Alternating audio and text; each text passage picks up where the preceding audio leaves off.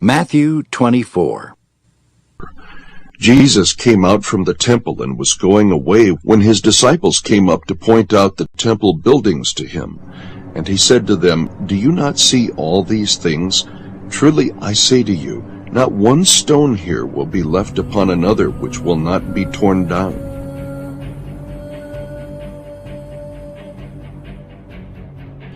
As he was sitting on the Mount of Olives, the disciples came to him privately, saying, "Tell us, when will these things happen, and what will be the sign of your coming and of the end of the age?" And Jesus answered and said to them,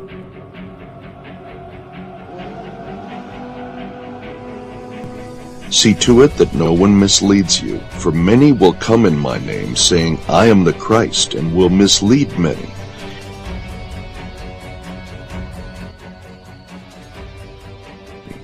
You will be hearing of wars and rumors of wars. See that you are not frightened, for those things must take place, but that is not yet the end. For nation will rise against nation, and kingdom against kingdom. And in various places there will be famines and earthquakes. But all these things are merely the beginning of birth pains."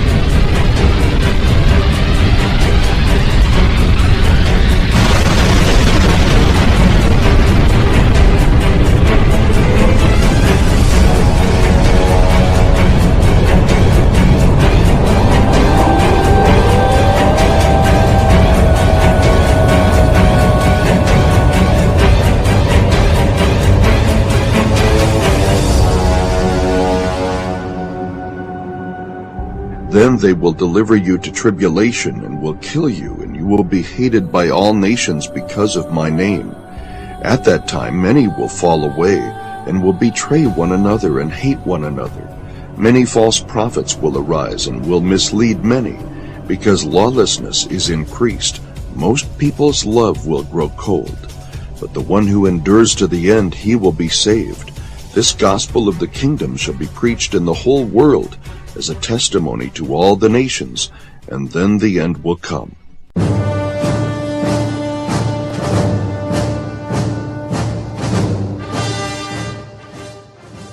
Therefore, when you see the abomination of desolation, which was spoken of through Daniel the prophet, standing in the holy place, let the reader understand.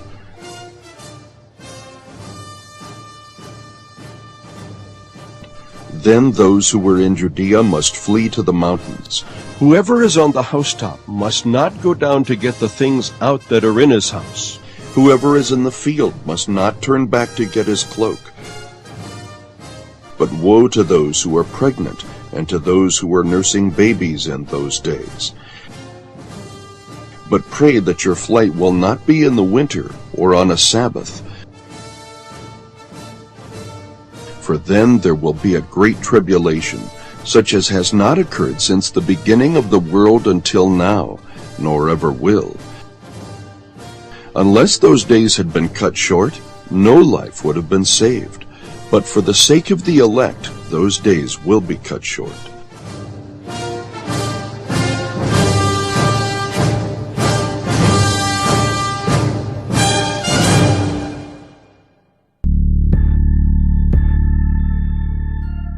Then if anyone says to you, "Behold, here is the Christ," or "There he is," do not believe him. For false Christs and false prophets will arise and will show great signs and wonders, so as to mislead, if possible, even the elect. Behold, I have told you in advance. So if they say to you, "Behold, he is in the wilderness," do not go out. Or, "Behold, he is in the inner rooms," do not believe them.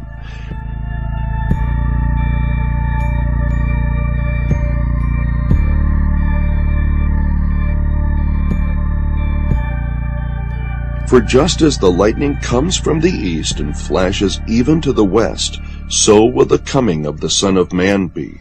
Wherever the corpse is, there the vultures will gather.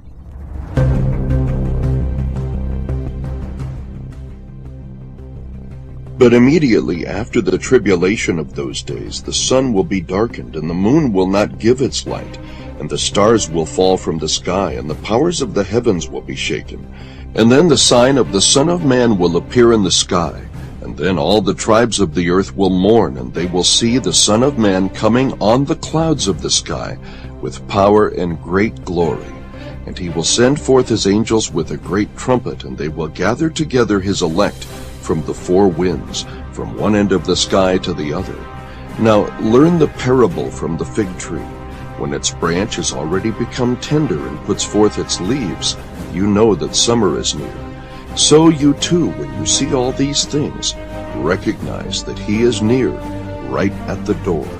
Truly I say to you, this generation will not pass away until all these things take place. Heaven and earth will pass away, but my words will not pass away.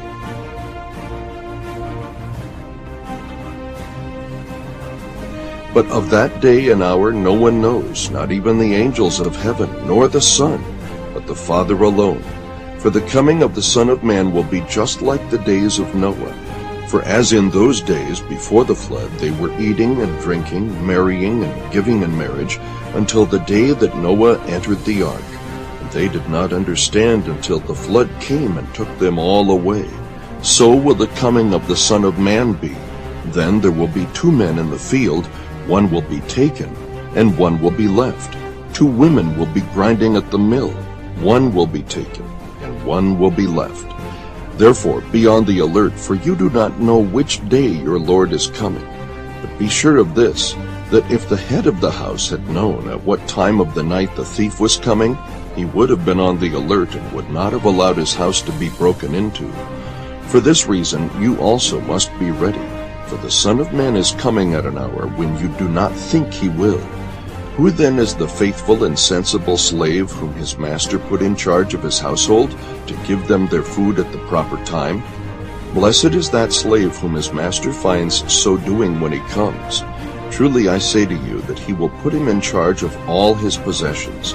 But if that evil slave says in his heart, my master is not coming for a long time, and begins to beat his fellow slaves and eat and drink with drunkards, the master of that slave will come on a day when he does not expect him, and at an hour which he does not know, and will cut him in pieces and assign him a place with the hypocrites.